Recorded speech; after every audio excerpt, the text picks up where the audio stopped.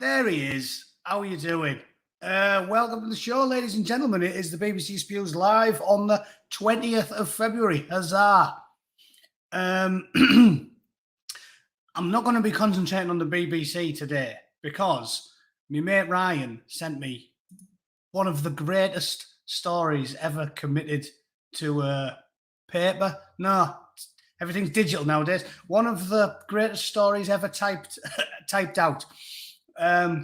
Who's in, by the way? I'll do a quick one, but there's over 100, so you're not all getting a name check. Blue Van Man's in, Ian Berry, Trevor Rapley, Davey Lampard, Mick 9879, Slim Tobias, Online Killer, Rodney Trotter, Jack London, Two Tone, all the regulars, Kamal's Crusty Sheets, Sad Wings is in, Phil, Ray Pierce, Sped West, Alan Lloyd, Slim, Steve Fricker, New Fish, Richard Errington, and Online Killer. Right. Oh, and obviously Davy Boy the Codhead. Who can forget about Davy Boy the Codhead? Right. Let me just find this story. It's fucking brilliant. Beyond parody. Everything they do at The Guardian is fucking beyond parody. Look at this, right? There's a link in the comment if you want it. Oh, yeah, this should be live on Rumble. Any look? This is on Rumble. Let me just check if it's on Rumble.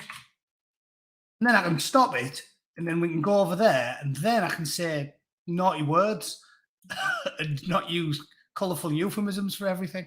Is it on there? Yes, it is. Get in. 8 watching now on Rumble. Well done to you sensible, educated gentlemen or ladies watching over on Rumble. Good effort.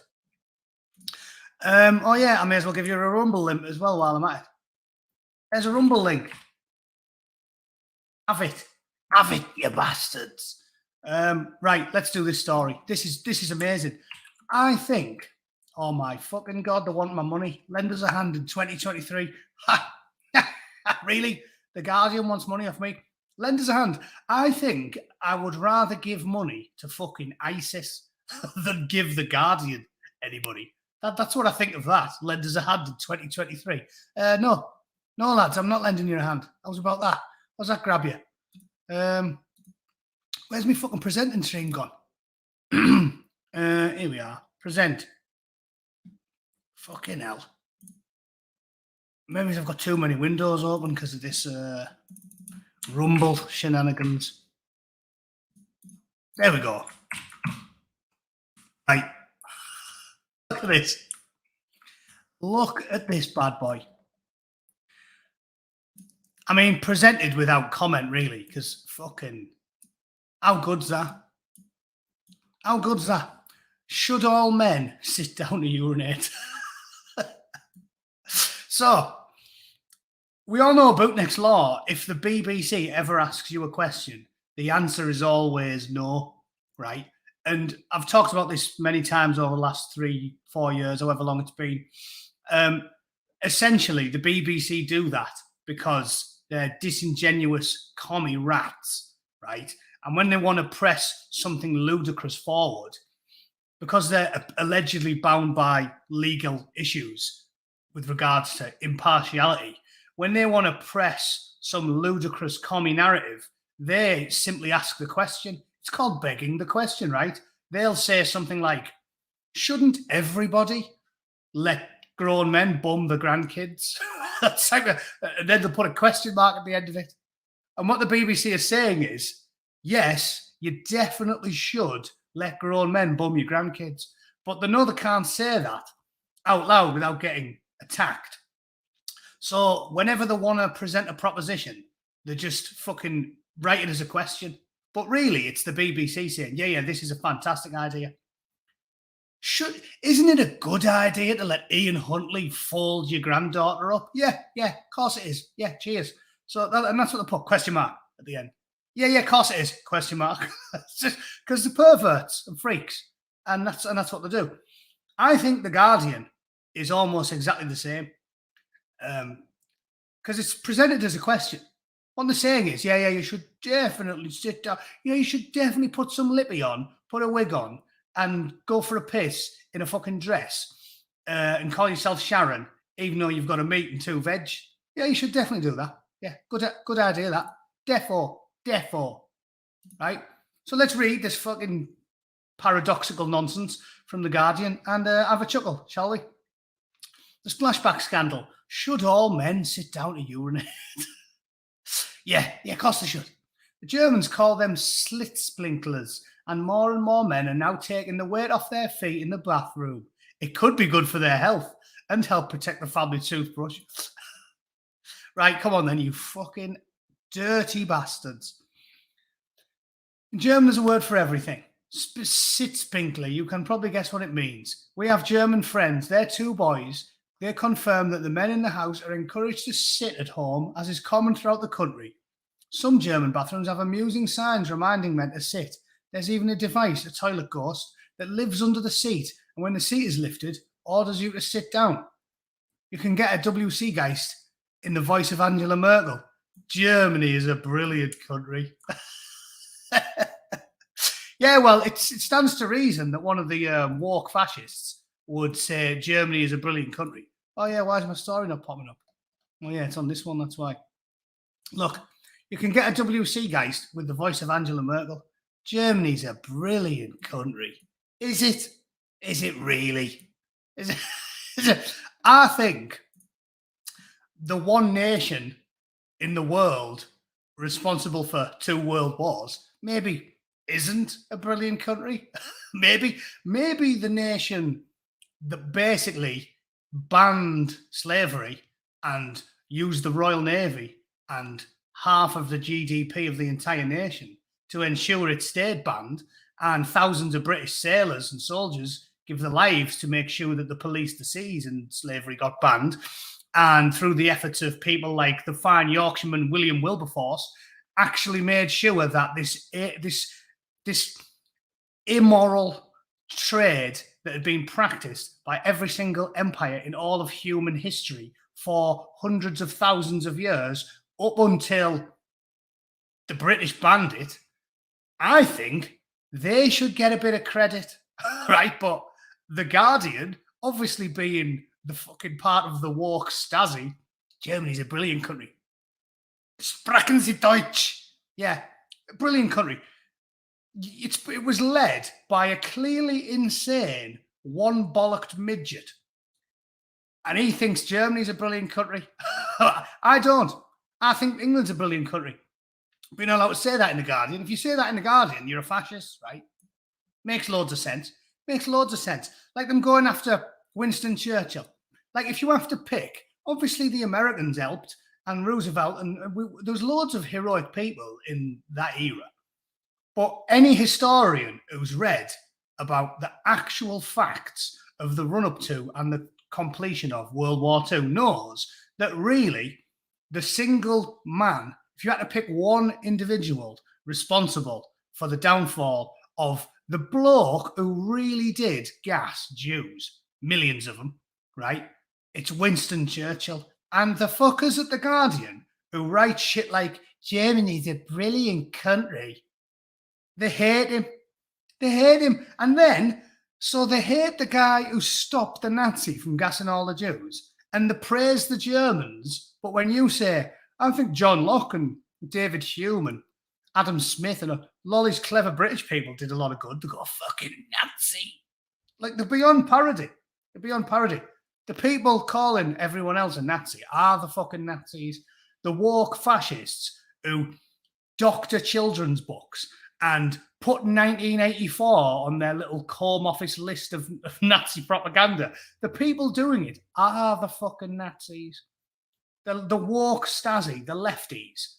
They are authoritarian fascists. And just for posterity, just remember, this is a fucking Guardian twat. Germany's a brilliant country. Yeah, all right then, mate. Yeah, cheers. Cheers. Is that because they let 2 million rapey men in? Is that brilliant? Brilliant. Ask a few 100,000 European women who've now got a bit of a fucking limp because they've been getting aggressively dicked by angry third world men. Go and ask them if they think Germany's a fucking brilliant country. Go on. I'll wait. One of them, did you hear about the woman who bumped into the bloke who raped her? Did you read about that fucker? Again, you think I'm making this stuff up. I'm telling you, I don't make anything up. I just read. When you get the commies in the chat, Oh, he's lying again. I don't tell lies. Find me one. Tape me doing it and put it on YouTube. I don't do it. Because when you're putting out there live for the whole world to see, if you tell lies, you get found out. I don't tell lies. I'm just telling you what I know, things that I've read. I remember reading about a German lass who got fucking diddled by a big, sweaty, whatever he was. Don't even know where he was from. Moroccan or Algerian, or they're very rarely from war-torn countries. And then she bumps into the fucker when she's coming out of Aldi because Merkel was like, come on in, boys. Come on in, boys. Just because nobody wants to fuck you, Angela. Cowhead Merkel, crusty fucking old twat that she is. That happened. So brilliant. Anyway, brilliant country. We'll carry on because I'll go on another tangent and we'll never get finished. Sitzfinger's used in a negative way, something like wuss in English. A court ruled in favour of a man's right to urinate while standing. Fucking these fucking courts have definitely got too much time on their hands. His landlord sought financial compensation for urine damage to the bathroom floor. Not all German men are happy to sit. Not all British ones either. There is no reliable data. A straw poll of my male friends reveals that majority, 70%, to be standers. Their reasons, they've always stood. Men stand, women sit. Why would they? No, of course they don't pee on the floor. We'll come back to that. In short, they're lying. All right. So you can't fucking... I know my aim's pretty bad when I'm pissed, but generally, I'm pretty sure 99% of it ends up down the hole. Like, apparently also for men with low urinary tract symptoms, sitting position is preferable. And there's a poll from 2020 showing that 70% of men in Japan sit. Well, isn't that a coincidence? How come the two nations that got twatted in the Second World War have been demasculated to the point they sit down when they piss? Maybe that's the correlation.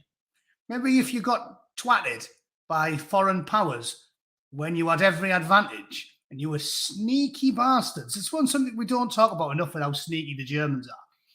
The Germans didn't just invade Poland. The Germans invaded Poland after specifically promising that they would definitely not invade Poland, right? And them fuckers, when we had a centenary or whatever it was after celebrating the end of World War II, the Germans were invited, but the Russians weren't. Remember that 4 or 5 years ago?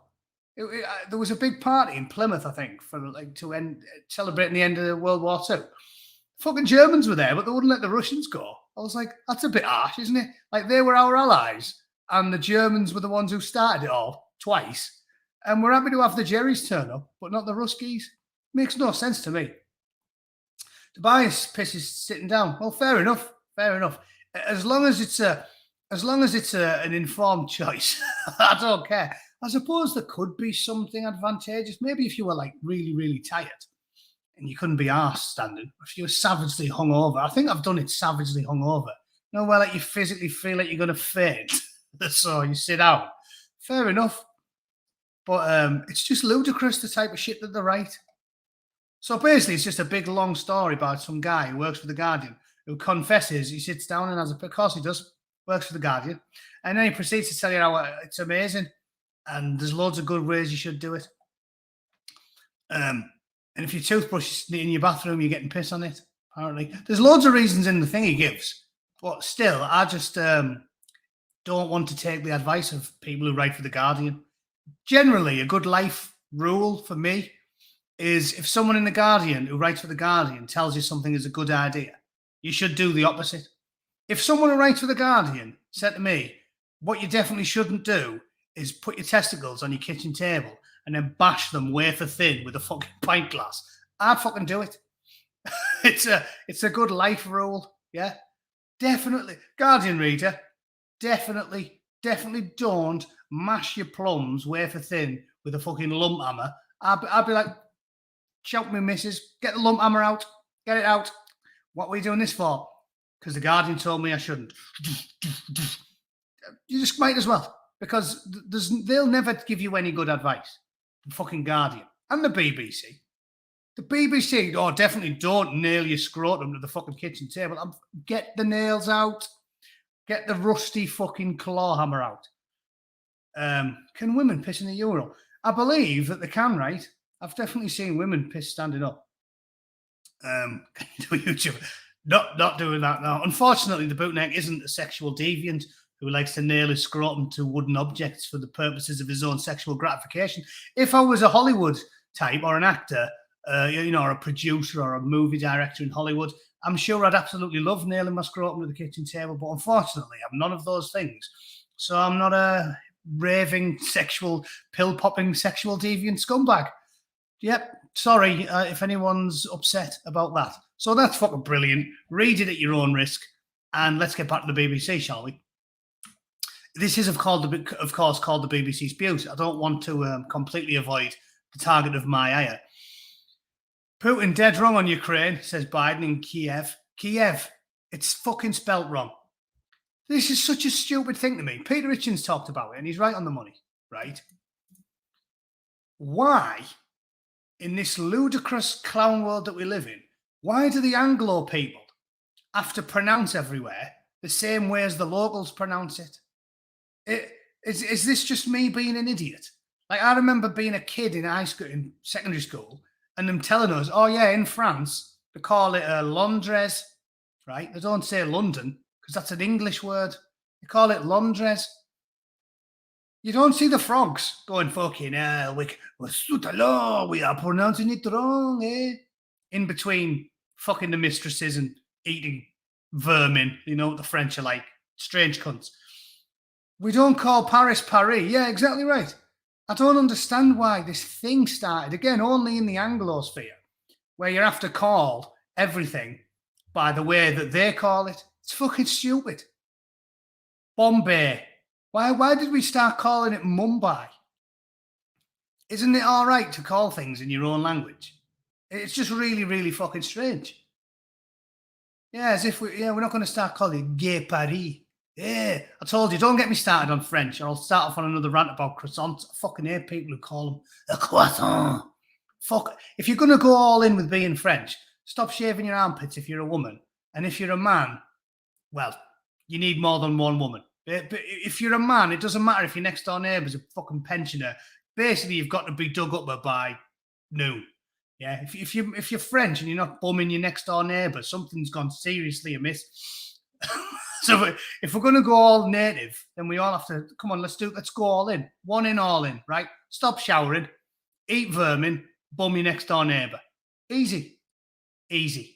I don't really want to talk about the Ukraine issue because I'm fucking sick and tired of it. I'm just confused as to how, in this day and age, being an insane, power-mad warmonger is considered a liberal position. Guy Verhofstadt was all about it on Twitter. Did you see him? In fact, I might go and have a look for him there. Should we go and have a look on Twitter? That's always funny. Guy Verhofstadt is just like an insane warmonger. All you get from him now is fucking endless war. How is endless war a really good idea? I don't understand how it's became considered liberal. You have to be fucking mentally ill. But yeah, apparently that's the liberal position now. In never-ending fucking death. So that politicians who are getting paid bungs and backhanders from fucking arms companies, making them rich is apparently liberal. At least, again, right, I've talked about this before. You can hate Jeremy Corbyn all you like, but at least Jeremy Corbyn has consistently been a daft lefty, hand-wringing socialist twat. Jeremy Corbyn was never pro-war for anything, was he? And he's been very, very tight-lipped on Ukraine because obviously he's at least lived by his principles of being a fucking middle-class arsehole who professes to be a socialist. But most of them are all well into war now, and it genuinely baffles me. Let's put Twitter up and have a look. There's got to be some funny shit we can have a gander at on Twitter today. I always get interesting things shared with me. There's a bloke on there called the Irish Git. I do quite like him. I quite like him, but he does. Me and him disagree on the fact that I'm assuming he's a very passionate sort of Irish Republican. So I do like winding him up a little bit. I'm sure that we agree on a lot of things. And I think this is an interesting topic for discussion because I personally believe that the age-old rivalries need to die because the enemy of your enemy is your friend. And when you're getting like nationalist Scots, nationalist Republican Irish, surely they must realise that they'd be better off making friends with English conservatives, unionists, than the globalist, degenerate, pill-popping sex pests, deviant perverts that run the world, psychopath fucking oligarchs and billionaires. Because he's always whinging about Ireland now getting turned into the next Sweden. And it's like, yeah, but you lads have been voting for Marxists. It's the point I keep telling the Scots who voted for the SNP. It's like, listen, it's all well and good to hate posh, Etonian English twats. I do get it. But you have to decide. Maybe it is because I'm a fence-sitting pragmatist.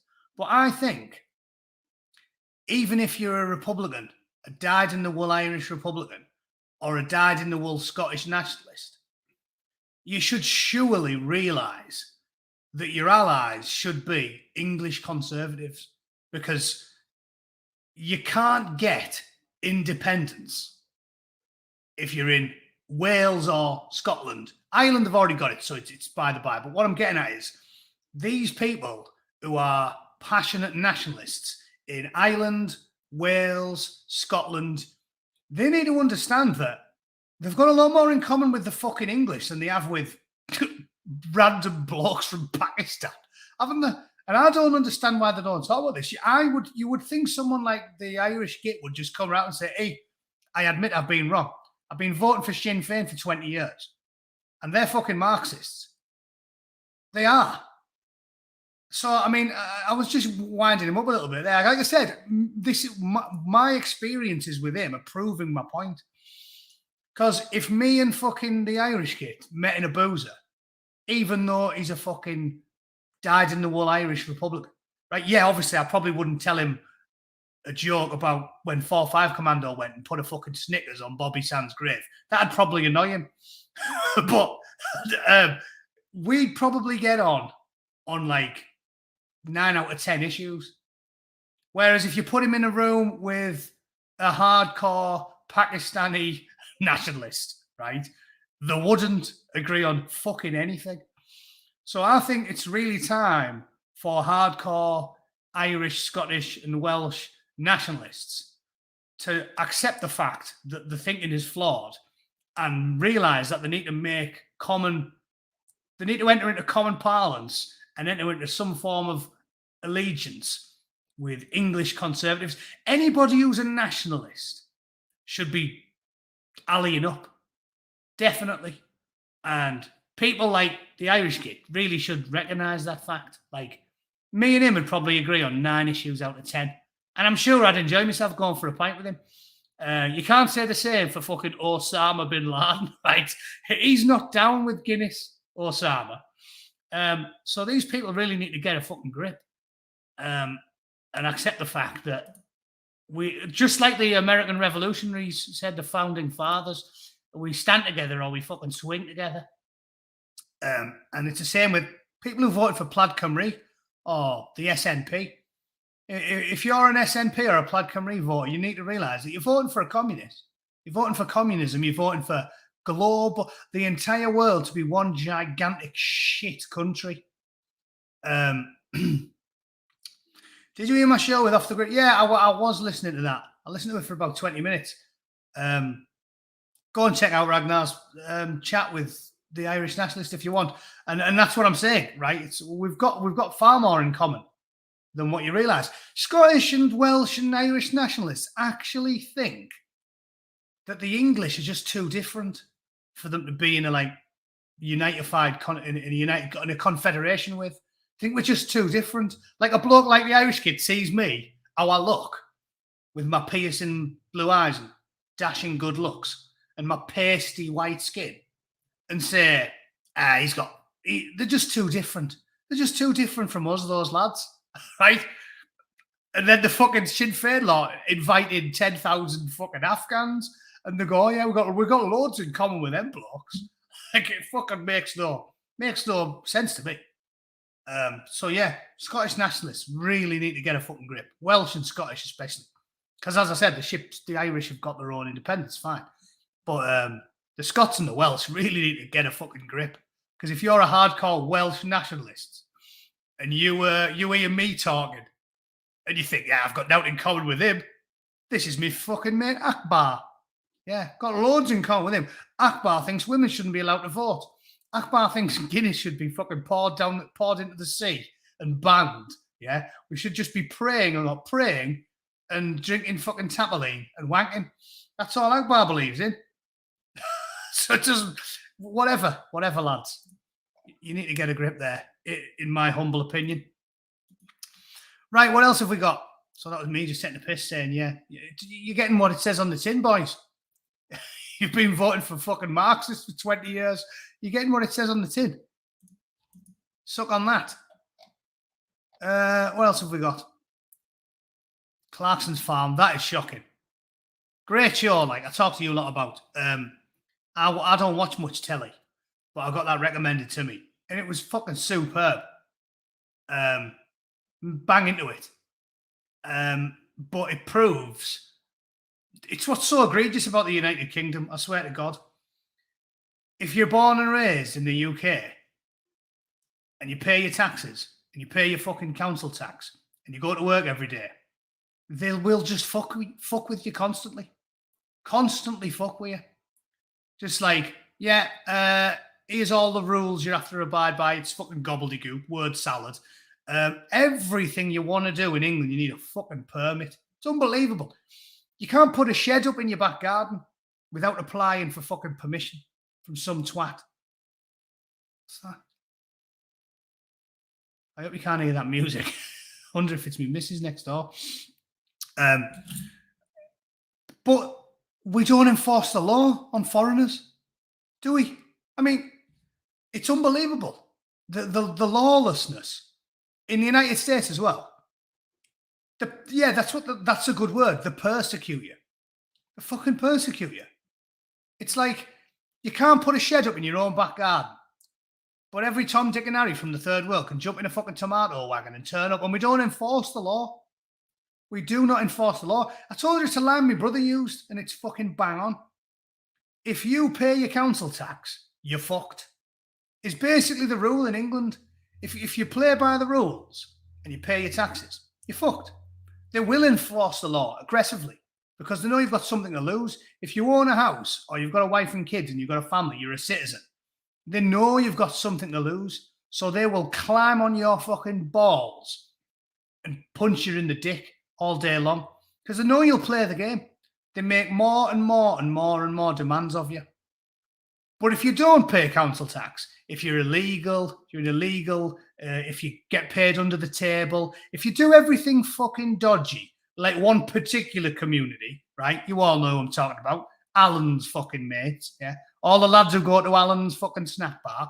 If you have a scam for everything and you don't play by the rules and you don't pay your council tax and you take 2 holidays a year to go back to fucking Karachi with a money belt full of £20,000 because you don't want to pay tax and everything you get paid is cash under the table and you contribute less than fuck all, you get away with it. You get away with it all day long.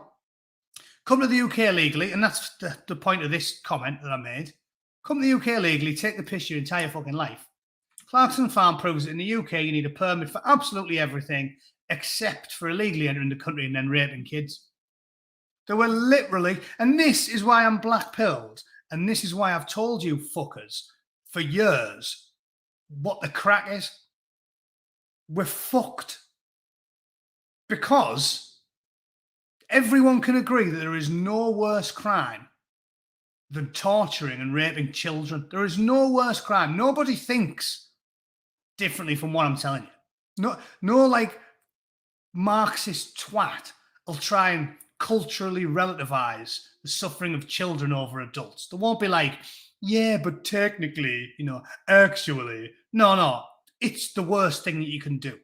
Torturing and raping a grown woman is bad, but torturing and raping a child is worse, because children are supposed to be innocent. If you rob a child of their innocence, there's nothing more monstrous.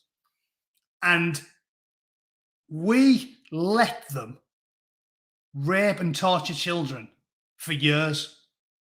And this is what I've been telling you fuckers for years. This is why Bootneck is black-pilled.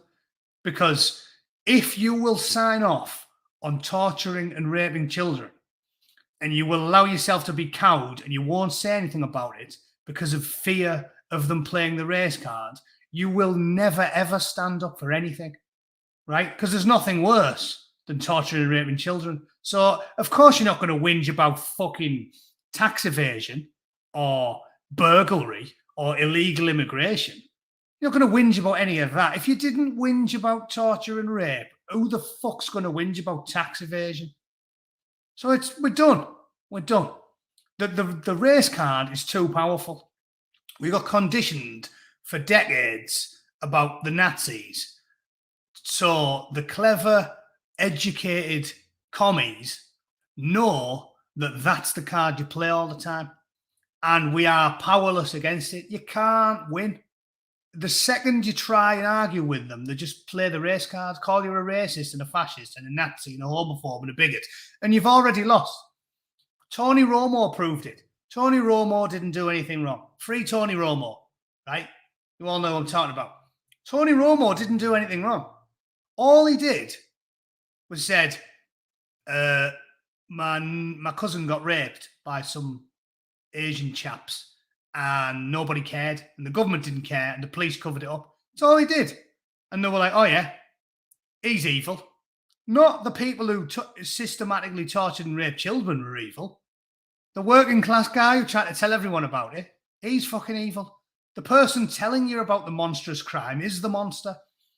So we're totally fucked. We've got nothing. We've got nothing. In fact, on that note, it's been more than half an hour. I'm going to fuck this off and go to Rumble.